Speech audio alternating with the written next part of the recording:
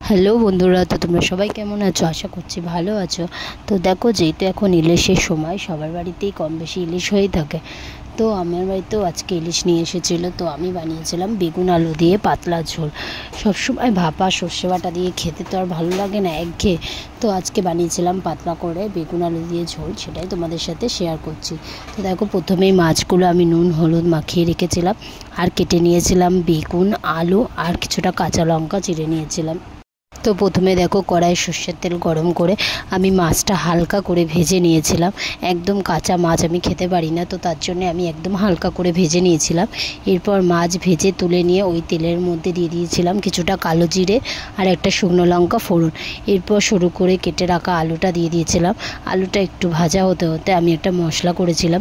তো তার মধ্যে ছিল জিরের গুঁড়ো, হলুদ গুঁড়ো আর একটু লঙ্কা গুঁড়ো, সমস্ত কিছু নিয়ে একটুখানি জল দিয়ে ভালো করে গুলে নিয়েছিলাম।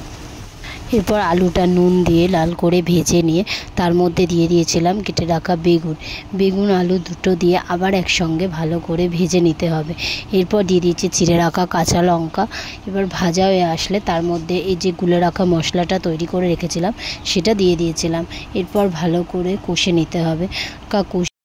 এরপর দেখো, বাটি ধুয়ে একটুখানি জল দিয়ে আবার নেড়ে ভালো করে কষে নিয়েছি।